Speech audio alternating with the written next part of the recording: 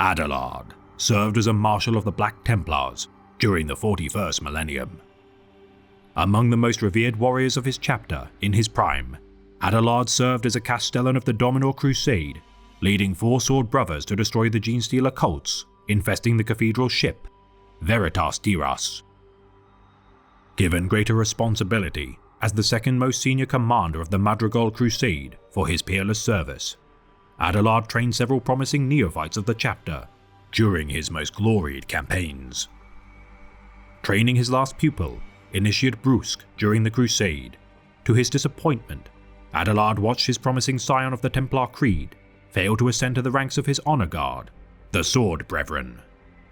Yet little would Adelard know the future of Brusque's roll of honor, for 500 years later, he would ascend as a Sword Brother and be the oldest serving able-bodied Black Templar within the chapter, with a service record of over 600 years. Promoted to the rank of Marshal prior to the campaign of the Cemetery Worlds, Battle of Velanis, and Passion of the False Saint Cleon, though fighting with unmatched ferocity, Adelard's tenure as a Marshal would be halted due to his injury by a Xenos plasma weapon.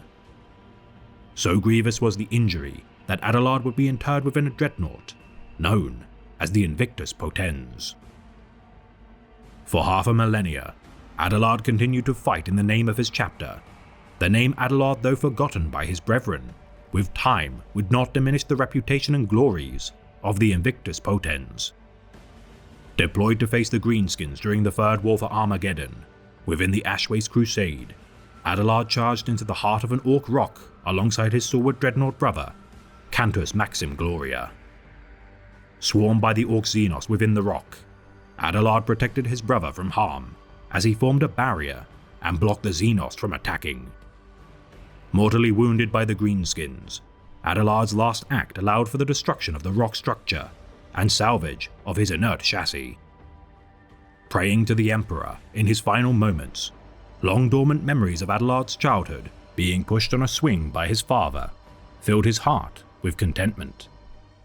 Remembering the warmth of the golden sun, the breeze bristling through the trees looming over a pool of purest drinking water, Adelard remembered his former name, Kelon. The phantom of his childhood laughter becalming his broken body as the Xenos tore gouges in his chassis, Adelard went gladly to the rest he had so rightly earned by the side of the Emperor.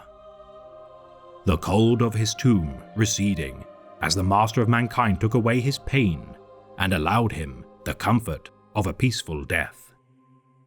To this day, the Invictus Potens serves as a symbol of the chapter's might, in large part due to Adelard's deeds.